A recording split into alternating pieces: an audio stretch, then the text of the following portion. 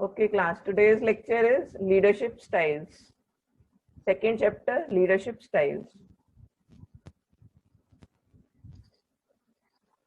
So what are leadership styles? Leadership style का क्या मतलब होता है? The behavioral pattern which a leader adopts in influencing a group of people is type of leadership style. मतलब एक leader कैसे अपने फॉलोअर्स को इन्फ्लुएंस करता है उसको लीडरशिप स्टाइल बोलते हैं. तो जैसे इसको बोलेंगे हम जैसे हमने आगे पढ़ना है कि ऑटोक्रेटिक, डेमोक्रेटिक और एक फ्री रेन टाइप स्टाइल्स होते हैं. तो ऑटोक्रेटिक मींस जैसे तानाशाही, तो वो तानाशाह बन के अपने फॉलोअर्स को इन्फ्लुएंस करता है. या डेमोक्रेटिक मींस जैसे हम लोगों की होती है, जैसे हम लोगों की डेमोक्रेसी है इंडिया में, डिसीजन एक पर्सन नहीं लेता, डिसीजन मिलके लोग लेते हैं. तो इस पैटर्न को हम लीडरशिप स्टाइल बोलते हैं. It reflects the degree of decision making and extent of freedom allowed to followers or subordinates. तो ये क्या बताता क्या है ये कि कितनी फ्रीडम है फॉलोअर्स को या सबॉर्डिनेट्स को, और degree of decision making means कितने लोग मिलके डिसीजन लेते हैं. सिंगल पर्सन डिसीजन लेता है, जैसे तानाशाह होता है वो सिंगल पर्सन डिसीजन लेता है, और अगर डेमोक्रेटिक है तो सब मिलके डिसीजन लेंगे. और थर्ड टाइप में अलग ही सिस्टम है. सो ये लीडरशिप स्टाइल क्या क्या बताता है? एक तो बताता है किस तरीके से हम अपने फॉलोअर्स को इन्फ्लुएंस कर रहे हैं, डिसीजन कितने लोग मिलके ले रहे हैं, और फ्रीडम कितनी मिली हुई है सबऑर्डिनेट्स को. So main styles of leadership are autocratic style, democratic style, this is also known as participative leadership, and free rein leadership or laissez-faire leadership. We'll study these one by one. First है autocratic leadership. तो इसमें जैसे diagram भी दिखाया हुआ है, x जो है वो लीडर है, A B C D are the followers of X, right. So यहाँ पर there is one way communication, means जो एक्स है वो सिर्फ ऑर्डर देता है ए बी सी डी को, और उनसे कुछ भी वापस एक्सक्यूजेस नहीं सुनता. ठीक है. सो ये तानाशाह कहलाता है. ऑटोक्रेटिक मींस तानाशाही. So this is centralized power and decision making. Centralized power and decision making means कि एक ही पर्सन के पास सारी पावर है और वही डिसीजंस लेता है. Then there is close supervision and control. ये जैसे हमने पहले पढ़ा था ऑर्गेनाइजेशन स्ट्रक्चर्स में, यूनिटी ऑफ कमांड के केस में. So similarly here also it is close supervision, क्योंकि एक ही पर्सन जो है वो सारा कुछ चेक कर रहा है, तो वो क्लोजली सब पे नजर रखता है.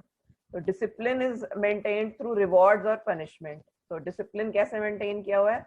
जैसे जो कोई अच्छा काम करता है उसको रिवॉर्ड करके, उसको कुछ ना कुछ गिफ्ट देके या कुछ ना कुछ तोहफा देके और प्राइज देके, और जो काम अच्छा नहीं करता है उसको पनिश करके, फाइन लगा के, कुछ भी. Then there is one way communication, only leader is giving the orders, followers का कुछ नहीं सुनता है वो. Second is total dependence of subordinates on superiors. तो जो सबऑर्डिनेट्स हैं they are totally dependent upon superiors. Superior कौन है? जो लीडर है. वो सब कुछ सारे ऑर्डर्स के लिए उन पे डिपेंड करते हैं, अपनी मर्जी से कुछ भी नहीं करते हैं. तो इसका क्या मतलब है? Followers are only puppets in hands of leader. Puppets क्या होता है? कठपुतलियां. सो लीडर क्या करता है? उनको कठपुतलियों की तरह नचाता है. Followers are puppets in hands of leader. वो सिर्फ उनको ऑर्डर देता है, उनकी कोई भी एक्सक्यूज नहीं सुनता. So these are features of autocratic leadership. Next is types. इसकी 3 टाइप्स हैं: strict autocrat, benevolent autocrat and incompetent autocrat. Strict autocrat में क्या है? Leader uses negative motivation like penalties, criticism, coercion etcetera to influence subordinates. Subordinates feel insecure, uninformed and afraid of leader's authority. So leader uses negative motivation. Negative motivation कैसे, क्या क्या use करता है उसमें? Penalty, fine लगा देता है. Criticise करता है. क्रिटिसाइज मींस कि बोलता है कि तुम्हारा काम अच्छा नहीं है. कोएर्जन मींस फोर्स करता है, जबरदस्ती काम करवाता है उनको इन्फ्लुएंस करने के लिए. ठीक है, जबरदस्ती उनको इन्फ्लुएंस करता है. और सबऑर्डिनेट्स क्या होते हैं? वो डरे डरे रहते हैं, अपने आप को सेफ नहीं समझते, और दे फील अनइन्फॉर्म्ड. मतलब उनको ऐसा लगता है हमें कोई भी इंफॉर्मेशन और नहीं है, बस हम ऑर्डर्स जो हमें मिलते हैं वही फॉलो कर रहे हैं.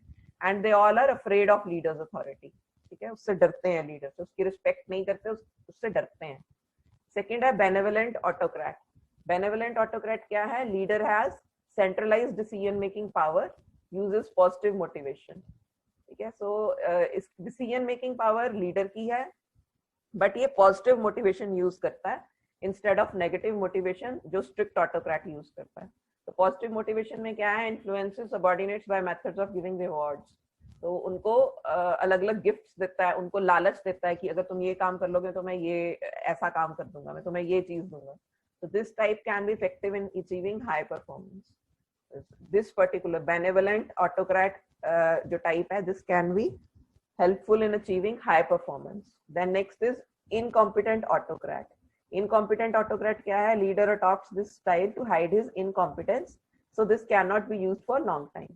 तो इसमें क्या होता है कि लीडर जो होता है उसमें इतनी कॉम्पिटेंसी नहीं होती. कॉम्पिटेंसी मीन्स उसमें इतनी क्वालिटीज या इतनी उसमें उसकी कैरेक्टरिस्टिक्स इतनी सॉलिड नहीं होती कि वो लीडर बन सके. तो उनको छुपाने के लिए, उस इनकॉम्पिटेंस को छुपाने के लिए वो उन पे फालतू में रोब डालता रहता है. जैसे सपोज किसी लीडर को किसी पर्टिकुलर सब्जेक्ट की नॉलेज नहीं है, किसी पर्टिकुलर टॉपिक की नॉलेज नहीं है, कोई पर्टिकुलर मशीन ऑपरेट नहीं करानी आती, तो अगर कोई फॉलोअर उससे उस मशीन के बारे में पूछने आएगा तो उसको डांट के भगा देगा. तो मतलब ये करता सिर्फ इसलिए है क्योंकि उस अपनी इनकॉम्पिटेंस को हाइड करने के लिए. तो अल्टीमेटली लोगों को पता चल जाता है. So this can not be used for a long time. Now, what are the advantages of autocratic leadership? Decisions can be made quickly, control can be centralized for orderly operations. Decisions इसलिए जल्दी से लिए जाते हैं because single person is having all the control.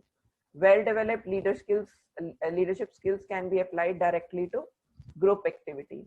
So जो जितने भी skills हैं जो अच्छे leader में हैं, they can be directly applied to all the leaders, all the group activities. The leader can take direct control, since control is in hand of single person when there is a major problem or crisis. This is best suited for crisis management. So suppose अगर कोई भी major problem आ जाती है तो इधर उधर किसी से सलाह नहीं करनी पड़ेगी. सिंगल पर्सन के हाथ में सारा कंट्रोल है, वो जल्दी से he will overtake the situation, मतलब he will control the situation. So this type of leadership is best suited for crisis management. अगर कोई crisis अगर करता है, कोई problem आ जाती है, तो ये ऑटोक्रेटिक लीडरशिप सबसे पहले उसमें से उभर जाती है. This is suitable for managing inexperienced, insecure and incompetent subordinates. ये कैसे सबऑर्डिनेट्स के लिए सूटेबल है? जो इनएक्सपीरियंस्ड है, इनसिक्योर और इनकॉम्पिटेंट, मतलब इलिटरेट भी कह सकते हैं, जहां पर जैसे कुछ होते हैं पढ़े लिखे नहीं होते, जिनको अपने राइट्स के बारे में नहीं पता, तो उन लोगों को हैंडल करने के लिए ये सबसे बढ़िया है. Then it offers consistency in goals and procedures by leader making decisions. It offers consistency in goals. मतलब कि जो भी goals हैं उनको consistently follow करने में help करती है ये. What are the disadvantages? Disadvantages क्या हैं? जितने भी followers हैं they dislike the leader, क्योंकि उनको लगता है हम पे फालतू में रोब डालता रहता है. Then there is very little scope for developing the creative potential of people. तो जो लोगों में, जो कुछ लोग अगर बहुत क्रिएटिव हैं, उनको काफी नॉलेज है, कुछ एक्सपीरियंस है काफी ज्यादा, तो उनकी भी नॉलेज हम कंसिडर नहीं करते, उनका एक्सपीरियंस कंसिडर नहीं करते, बस उनको ऑर्डर देते रहते हैं. So there is very little scope कि उनका क्रिएटिव पोटेंशियल कभी डेवलप होगा. Subordinates tend to develop defensiveness. They constantly look for ways and means to avoid responsibility because of frustration. जितने भी subordinates हैं, they remain frustrated. वो थोड़ा सा उससे उसकी क्योंकि रिस्पेक्ट नहीं करते लीडर की, तो उनके मन में ये रहता है कि कभी ये यहाँ पे ना हो और हम अपना एंजॉय कर सकें. तो दे डेवलप डिफेंसिवनेस, मतलब जब वो नहीं है वहां पे तो वो रिस्पॉन्सिबिलिटी अवॉइड भी कर सकते हैं क्योंकि वो डर के मारे सारा काम कर रहे हैं. Then another disadvantage is there is one-way communication and this may lead to misunderstandings at various levels.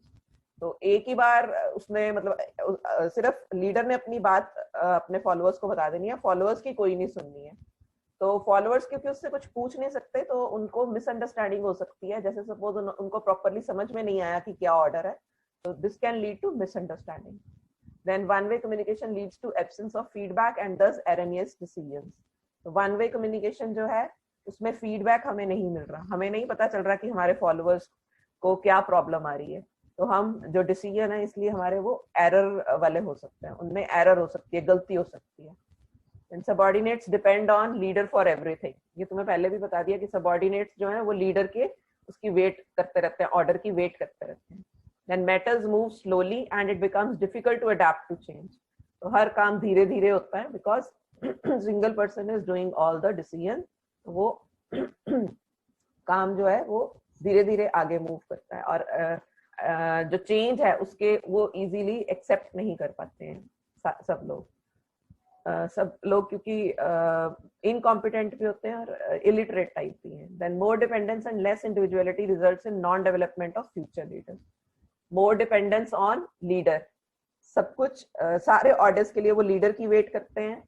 Less individuality, अपने आप से कुछ भी नहीं करते हैं। इससे क्या होता है कि फ्यूचर लीडर्स डेवलप नहीं होते। ठीक है, there is no scope for development of future leaders.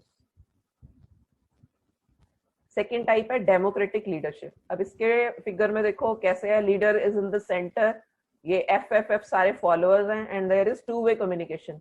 आपस में भी कम्युनिकेट करते हैं and they communicate with leader also. Leader ने सपोज कोई काम दिया, फॉलोअर को कोई प्रॉब्लम है, फॉलोअर ने उसको वापस कम्युनिकेट किया, ये लोग आपस में भी डिस्कस कर सकते हैं। So there is two-way communication. So these are the features. This involves followers in decision making and goal setting. तो ये सारे followers को involve कर लेता है decision making में भी और goal setting में भी। Attitudes, feelings, suggestions of members considered while making decision. तो ये जितने भी decision लिए जाते हैं वो अपने जो followers हैं उनको ध्यान में रख के लिया जाता है कि उनको क्या comfortable है। तो उनकी फीलिंग्स, उनकी सजेशंस, उनका एटीट्यूड सब ध्यान में रख के डिसीजन लिया जाता है। Freedom of thinking and action available to a reasonable extent. पर ये जो फ्रीडम प्रोवाइड की जा रही है, जो लीडर फ्रीडम दे रहा है, ये भी एक पर्टिकुलर एक्सटेंट तक ही होती है, और जो एक्शन भी है वो फॉलोअर नहीं ले सकते, leaders will take the action. Then two way open communication is between leader and member. ये तुम्हें बता ही दिया, two way communication is there. Opportunity to use one's potential in the service of organization exists. तो अगर किसी में कोई अच्छा काम करने की का पोटेंशियल है तो वो अपना पोटेंशियल यूज कर सकता है for the organisation.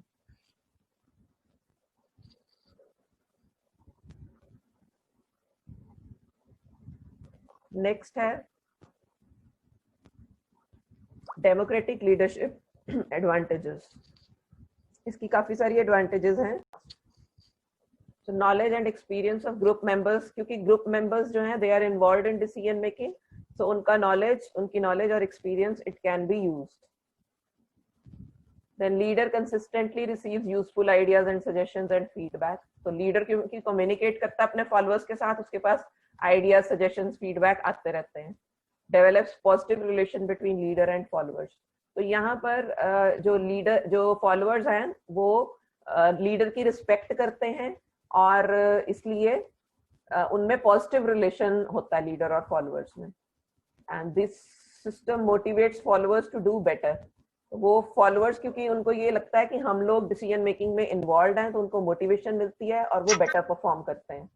Members feel more committed to group goals, there is less resistance to managerial action. तो मेंबर्स क्योंकि उन्होंने सबने खुद डिसीजन लिया होता है, खुद गोल्स सेट किए होते हैं, तो उनको लगता है कि हमने खुद ही गोल सेट किए थे। They do everything to complete to achieve those goals. तो there is less resistance to managerial actions. जो मैनेजर या लीडर करता है उसको कोई भी अपोज नहीं करता है, कोई भी ये नहीं कहता कि हमने ये काम नहीं करना है once the decision has been taken. Members develop healthy attitude towards the leader and have a respect for the leader.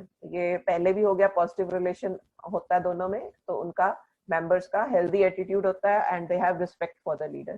There is two-way communication. So two-way communication keeps members informed about what is going on and why. तो पिछले autocratic में जो members थे, जो followers थे, उनको कुछ नहीं पता चलता था कि ये सब क्यों हो रहा है और क्या हो रहा है। तो यहाँ पर सब कुछ मेंबर्स जो हैं उनको सब कुछ पता है। They are informed about what is going on and why it is going on. Then scope for development of future leaders is there. ये भी उसका एक पहले वाली का डिसएडवांटेज था कि फ्यूचर लीडर्स नहीं बनते थे। तो यहाँ पर because followers are involve in decision making, so there is a scope for development of future leaders. All this results in high productivity and reduced employee grievances. So by involving employees या followers in decision making, what do we get? This system results in high productivity. तो जो भी employees हैं वो उनको क्योंकि लगता है कि सब डिसीजंस हमें इन्वॉल्व करके लिए गए हैं, they work very efficiently and high efficiency के साथ अगर काम करते हैं तो प्रोडक्टिविटी इंक्रीज हो जाती है. और this also results in reduced employ grievances. Employ grievances क्या होते हैं? जो एम्प्लॉइज को प्रॉब्लम्स आ रही हैं, तो एम्प्लॉइज की प्रॉब्लम्स भी सॉर्ट आउट हो जाती हैं क्योंकि वो पहले ही टू वे कम्युनिकेशन की वजह से अपने लीडर के साथ अपनी सारी प्रॉब्लम्स डिस्कस कर लेते हैं. So employee grievances are reduced and productivity is increased. What are the disadvantages? Very time consuming approach from leaders point of view because quick decisions cannot be taken. So decisions जो है वो delay हो जाते हैं क्योंकि सबने मिलके decision लेना होता है, तो decision delay हो जाते हैं, time consuming process हो जाता है. Decisions get diluted when attempts are made to please everyone. तो ये क्या होता है, ये इसका क्या मतलब है कि डिसीजन जो बहुत अच्छा डिसीजन होता है वो हम नहीं ले पाते हैं, वो डाइल्यूट हो जाता है. डाइल्यूट किसको कहते हैं? जैसे सपोज एसिड की, अगर एसिड के टर्म्स में तुमने पढ़ा होगा, जैसे कंसंट्रेटेड HCl और उसमें पानी डाल दिया जाए तो डाइल्यूट HCl. तो इसी तरीके से डिसीजंस गेट डाइल्यूटेड का क्या मतलब है? डिसीजंस उतने इफेक्टिव नहीं होते, उतने अच्छे नहीं होते क्योंकि हम सबको खुश करने की कोशिश करते हैं. Then participation may be viewed as a sign of inefficiency on the part of leader. तो ये क्या है, इस लाइन का क्या मतलब है कि सबको इन्वॉल्व करने का क्या मतलब है? कुछ लोग इसको समझ सकते हैं कि लीडर इतना एफिशिएंट नहीं है इसलिए वो सबको इन्वॉल्व करता है और खुद डिसीजंस नहीं लेता. Subordinates may view the leader as incompetent to handle the job independently. और subordinates भी ये सोच सकते हैं कि हमारा लीडर जो है उसमें इतनी प्रतिभा नहीं है कि वो अपने आप अकेले ही जॉब को हैंडल कर सके. So disputes increase among subordinates due to different opinions. लड़ाई झगड़े बढ़ जाते हैं क्योंकि सबके अलग अलग ओपिनियंस होते हैं, अलग अलग विचार होते हैं, तो उन सबको हमें सेटल करना पड़ता है. थर्ड है फ्री रेन लीडरशिप और लेस फेयर लीडरशिप. इसके फीचर्स, इसमें अब देखो लीडर जो है ए है, BCDE आर फॉलोअर्स. तो BCDE हैं, they are communicating with each other, but A is outside their group. तो A लीडर क्या करता है? वो लीडर आराम से बाहर खड़ा देखता रहता है. He lets all the followers communicate among themselves. तो वो जो लीडर्स होते हैं वो अपने आप ही सारा गोल सेट करते हैं, अपने आप ही टारगेट सेट करते हैं, अपने आप डिसीजन लेते हैं. लीडर सिर्फ तभी बीच में आता है जब उसको लगता है कि कुछ गड़बड़ हो रही है. ठीक है, तो what are the features? Group members set goals and decide things on their own. Leader is a passive observer of things. Leader does not decide, does not control और exercise influence over the group. So leader कुछ नहीं करता, बाहर बैठा देखता रहता है, passive observer है. ग्रुप मेंबर्स अपने आप गोल सेट करते हैं, अपने आप डिसीजन लेते हैं. Leader abdicates responsibility. मतलब एब्डिकेट्स का क्या मतलब होता है? रिजाइन्स रिस्पॉन्सिबिलिटी, छोड़ देता है रिस्पॉन्सिबिलिटी. रिस्पॉन्सिबिलिटी किसको दे देता है? अपने फॉलोअर्स को. Members operate in an unrestricted environment. उन पे कोई रिस्ट्रिक्शन नहीं होती कि तुम ये नहीं कर सकते, वो नहीं कर सकते, क्योंकि वो डिसीजन भी खुद ले सकते हैं, बातचीत भी कर सकते हैं. फर्स्ट वाले में कुछ नहीं कर सकते थे, ऑटोक्रेटिक में वो कुछ नहीं कर सकते थे, ना डिसीजन लेते थे ना बातचीत करते थे. सेकंड में बातचीत कर सकते थे बट डिसीजन लीडर लेता था. यहाँ पर डिसीजन भी इन्होंने खुद लेना है और आपस में बातचीत भी कर सकते हैं. So communication is open and can take any direction. आपस में they keep communicating and the communication can take any direction. This is suitable where organizational goals have been communicated well in advance and are acceptable to subordinates. तो ये कहाँ पर suitable है system? जहाँ पर organisation के जो गोल्स हैं वो पहले से बताए जा चुके हैं सबॉर्डिनेट्स को, और सारे सबॉर्डिनेट्स उसको एक्सेप्ट करते हैं. ठीक है, मानते हैं कि हम ये सारे गोल्स अचीव करेंगे. The subordinates should be well trained, highly knowledgeable concerning their tasks and willing to assume responsibilities. They must be highly motivated, sincere and duty conscious.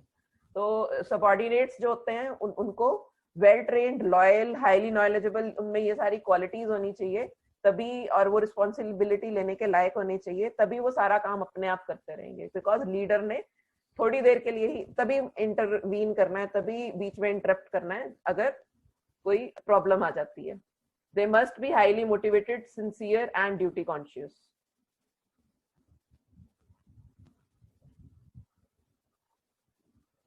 What are the advantages? Working independently can be motivational for some people, क्योंकि वो अपने आप decision लेती हैं तो ये उनको motivational लगता है.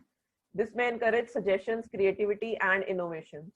So this can encourage, क्योंकि सब लोग खुद डिसीजंस ले रहे हैं तो suggestions, creativity और innovations means new ideas मिलते रहते हैं. Group objectives may be ignored and individual objectives may dominate in activities. तो ग्रुप ऑफ इसका ये वैसे डिसएडवांटेज है, ये एडवांटेज में लिखा गया है कि ग्रुप ऑब्जेक्टिव्स में भी इग्नोर, जो उनको टास्क दिया गया है वो इग्नोर भी हो सकता है एट टाइम, जबकि इंडिविजुअल एक्टिविटीज, इंडिविजुअल ऑब्जेक्टिव्स ऊपर आ जाते हैं.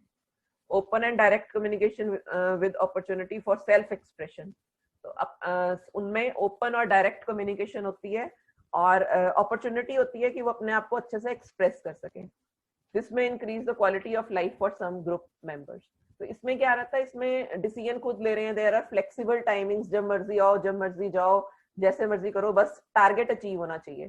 तो this can increase quality of life for some group people, क्योंकि कुछ लोग लेट आना चाहते हैं तो वो लेट आ सकते हैं, कुछ लोग लेट तक रुकना चाहते हैं या जल्दी जाना चाहते हैं वो जल्दी जा सकते हैं, बस सिर्फ हमें मतलब होता है अपने टारगेट अचीव करने से.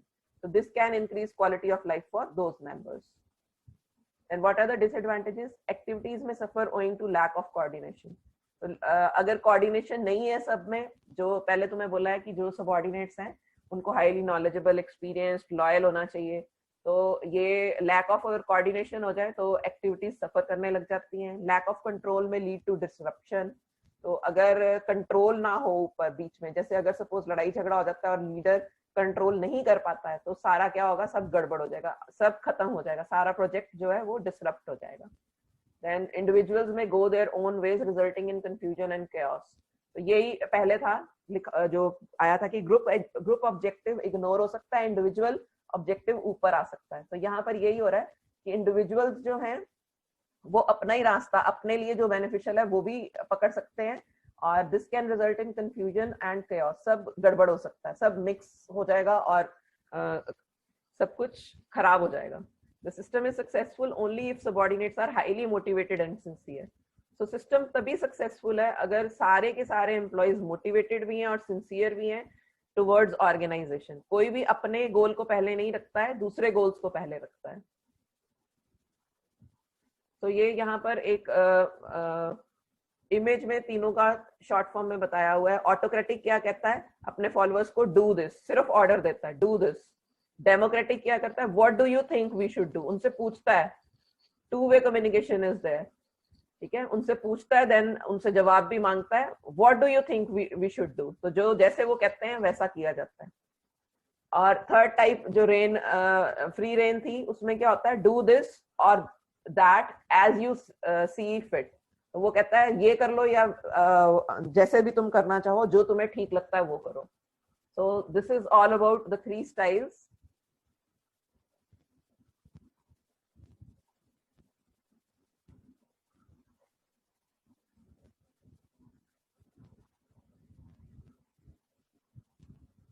If you have any queries, you may ask.